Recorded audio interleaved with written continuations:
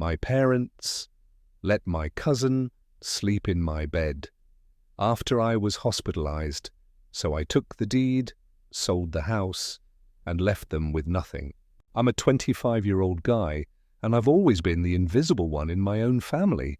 Not the rebel, not the favorite, just overlooked. Like furniture that's always been there but never really noticed. It's not that I caused problems.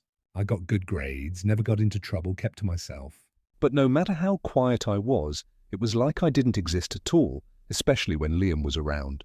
Liam's my cousin, same age as me, but to my parents, he might as well have been royalty. He played soccer in high school, and suddenly the whole family cared about sports. He got a B+ and they threw him a freaking steak dinner.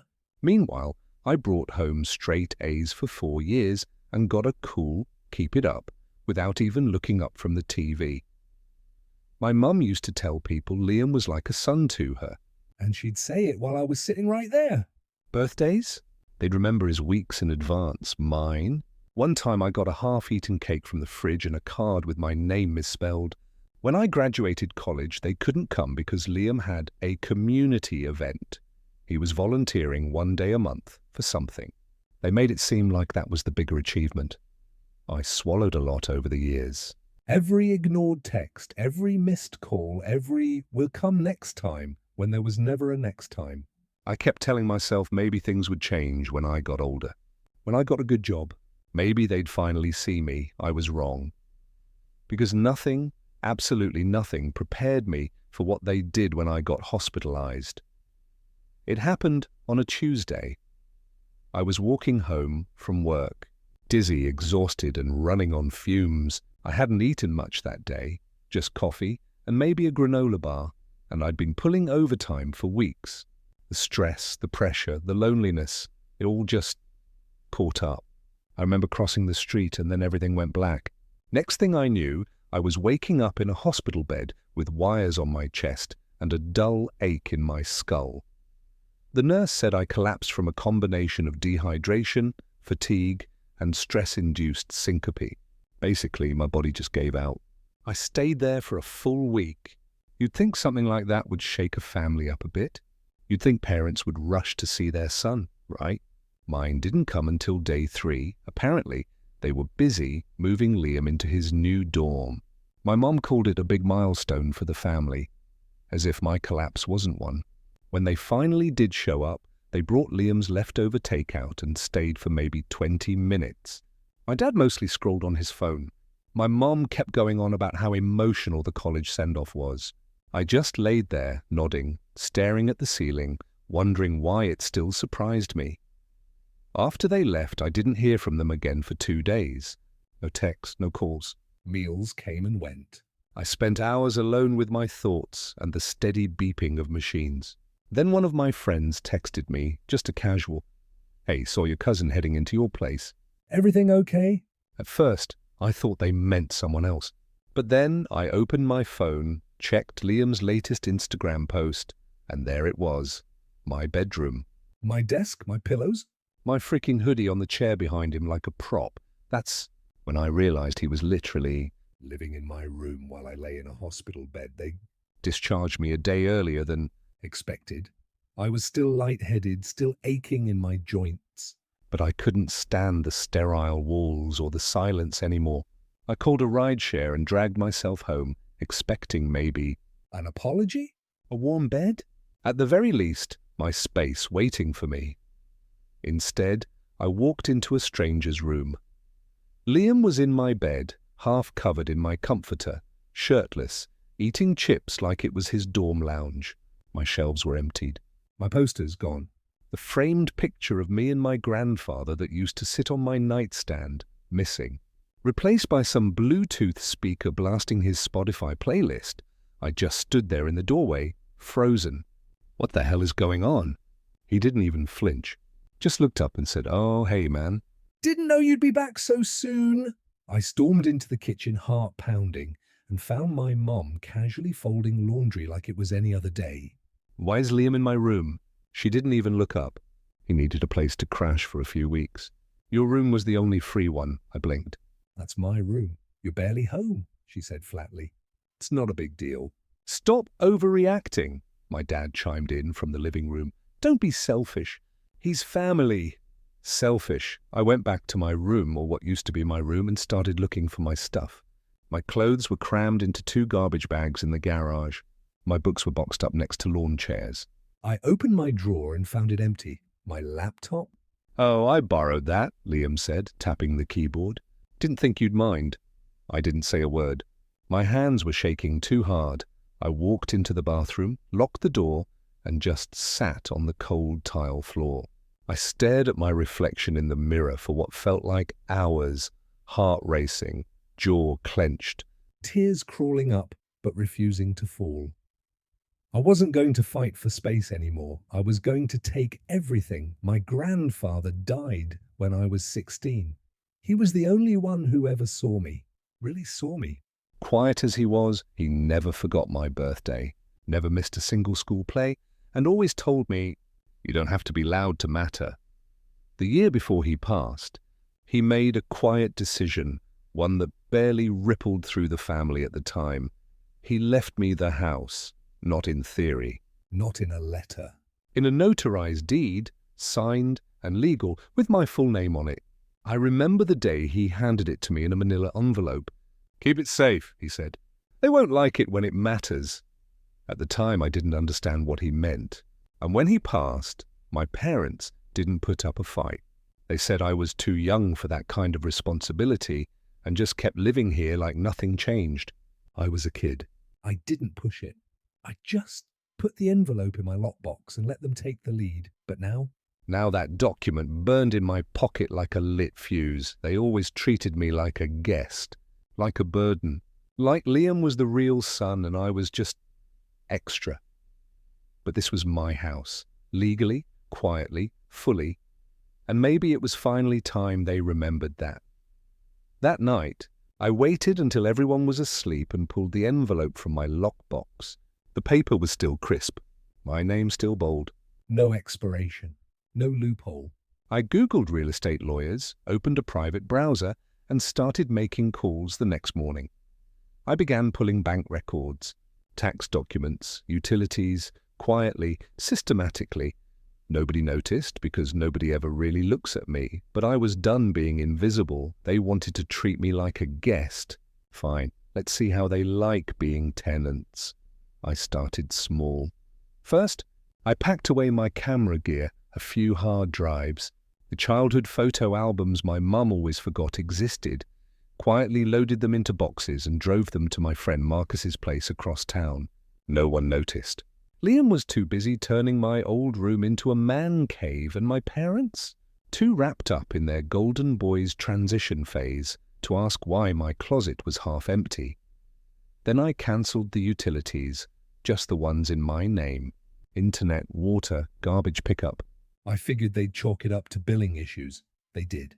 My dad spent a full day cursing on the phone with customer service. I watched him from the kitchen sipping coffee, acting clueless. Next, I left the deed copy on the dining table. Not the original, just a photocopy, folded open with a legal sticky tab pointing to my name at the top. When I came back from work, it was gone. No one said anything. But the energy shifted. 2 days later, my mum cornered me while I was reheating soup. "Why are you snooping around in tax stuff?" I blinked. What? She folded her arms. "Don't play dumb. We saw the paperwork. You trying to stir up trouble?" I smiled. Mom, you guys said I was barely home. "Why would I care about this place?"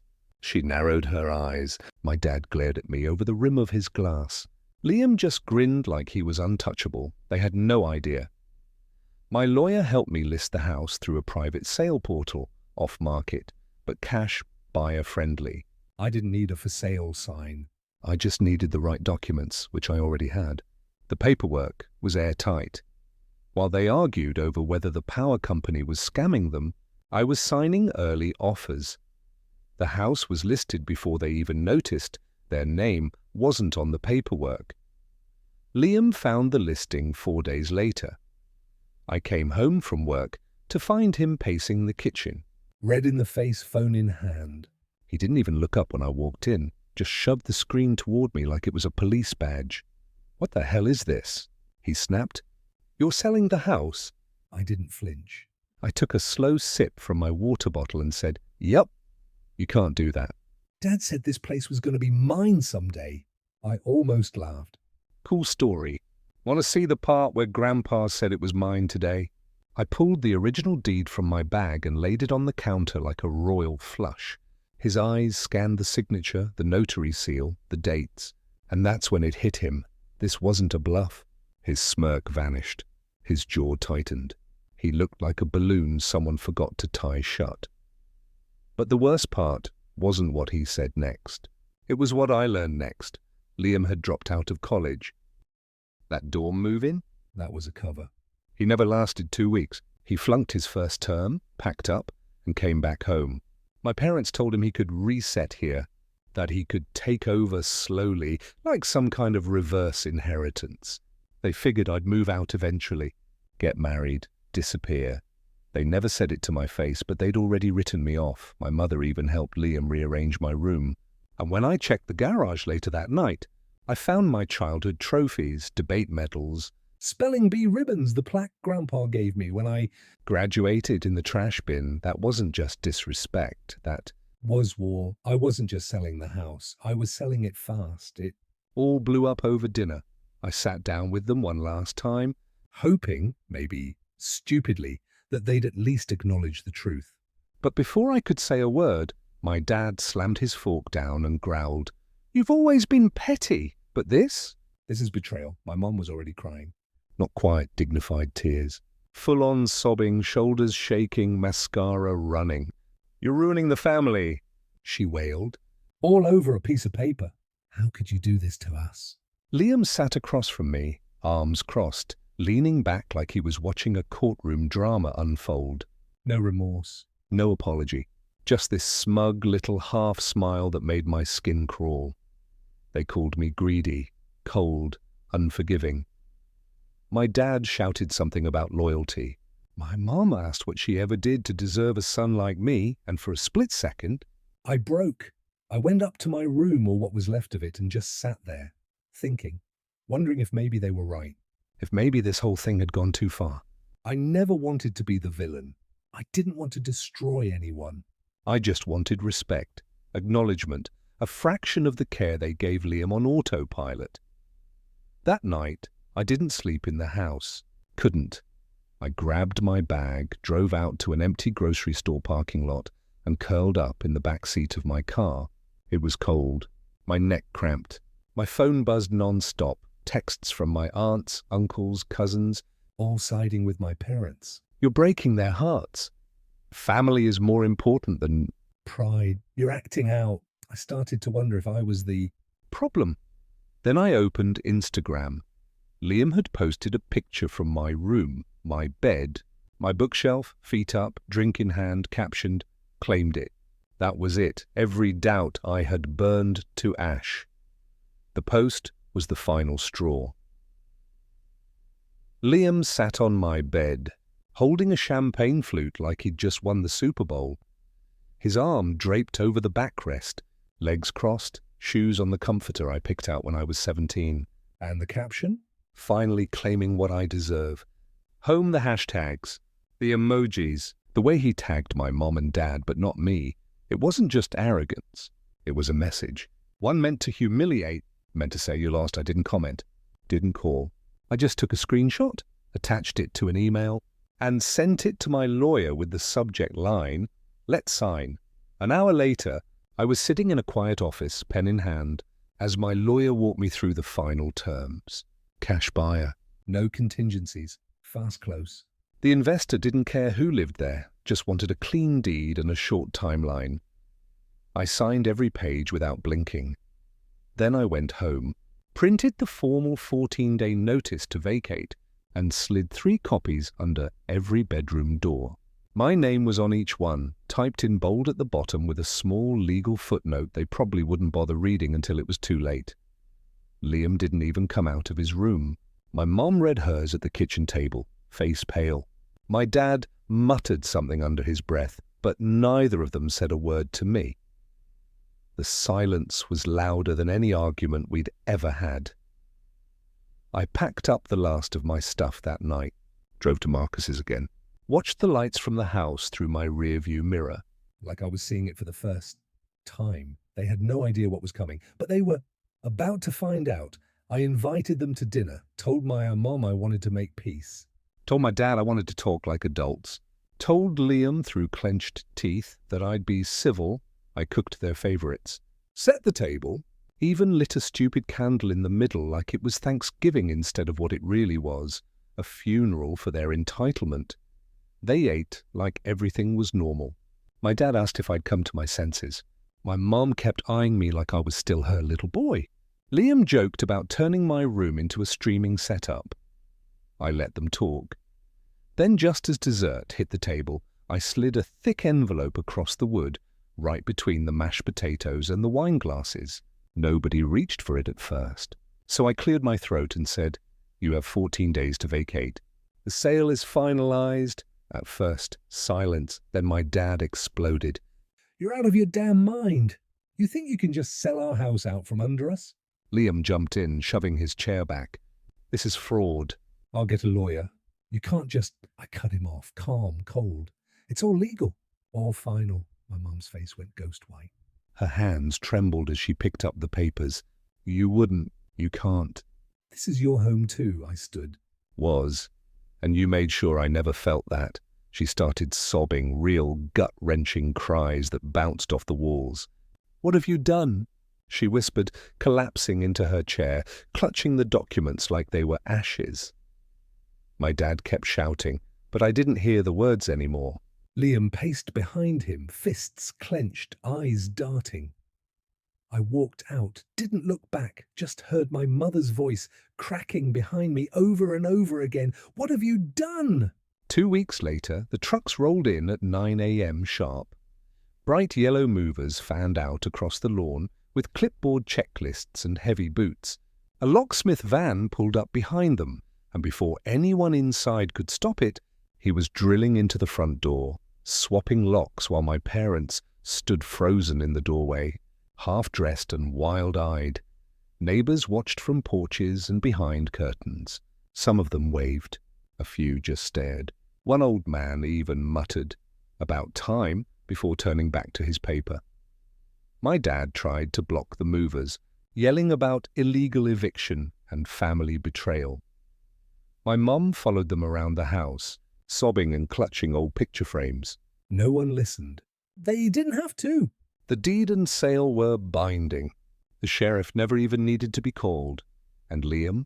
He waited until the very last minute, marched out with a duffel bag and a half-packed suitcase, red-faced and snarling.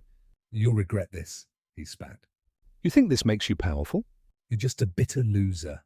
I didn't answer, didn't flinch, didn't even look at him. Instead, I stepped into my new place, quiet, clean, untouched, and signed the final confirmation on the sale from my phone. The money hit my account 10 minutes later. Just like that, it was done. I stood by the window and looked back at the house I grew up in, the one where I was ignored, dismissed, used, and erased. "That house gave me nothing but pain," I whispered. "Now it's finally done hurting me." I could have smiled. I could have cried. I did neither, because this wasn't the end, not for them. They ended up in a 2-bedroom apartment on the far edge of town. Nothing fancy. No yard, no guest room. The walls were thin enough that arguments leaked into the hallway, and Liam's gaming headset could be heard by neighbors 3 doors down. I didn't visit. I didn't need to. Word got around fast, family members whispering about what really happened, piecing together bits of truth and rumor over potlucks and holiday calls. Some said I stole the house. Others said my parents were scheming and got what they deserved. Either way, their social circle shrank fast. My dad stopped showing up to barbecues. My mum's church friends stopped inviting her to prayer nights. And Liam? Last I heard, he still hadn't gone back to school. Meanwhile, I started breathing again. I threw myself into therapy every week, like clockwork, dug into the layers I'd buried for years. The quiet shame, the bottled rage, the ache of being unseen in your own home. My therapist helped me untangle it thread by thread until I finally stopped feeling guilty for choosing peace over blood ties, and I found purpose. Real, raw purpose. I started volunteering with youth centers, mentoring teens from fractured homes, kids who knew what it meant to be ignored, dismissed, unloved. I didn't have all the answers, but I had experience. And sometimes that was enough. For once, my life felt like mine. Then one afternoon, a plain envelope showed up in my mailbox. No return address. Just my name, written in shaky blue ink I'd know anywhere. Inside, a short letter. It was from my mom. She said she wanted to meet. Alone. I met her at a small coffee shop off Main Street. She picked the place. Neutral ground, I guess. It was quiet, mostly empty, the kind of place where no one paid attention unless you made a scene. I got there 5 minutes early and sat by the window watching cars pass, wondering if I'd feel anything when I saw her. I didn't. She walked in looking older, like the weight of the past few months had etched itself into every wrinkle. She smiled when she saw me. I didn't smile back. We sat in silence for a while. She stirred her coffee 3 times before she finally said, "I'm sorry." But it didn't stop there. "You didn't have to destroy us," she added softly, her voice cracking. You could have talked to us. "We were your parents." I stared at her, calm, steady. "You destroyed me first," I said. I just took back what was mine. She looked down. Maybe ashamed, maybe just tired. "I never meant to hurt you," she whispered. "But you did," I replied. Over and over again. And you let Liam do it too, she nodded, eyes glistening. Reached across the table like she was going to hold my hand. I pulled back gently, then slid a folded note across to her. Just one line written in pen, "Respect isn't owed." It's earned. She didn't open it. Just stared at it. I stood up, tossed a few dollars on the table for her drink, and walked out into the sun. The air felt lighter. My chest didn't hurt for once. No guilt. No anger, just freedom. They wanted me gone. Now they got their wish.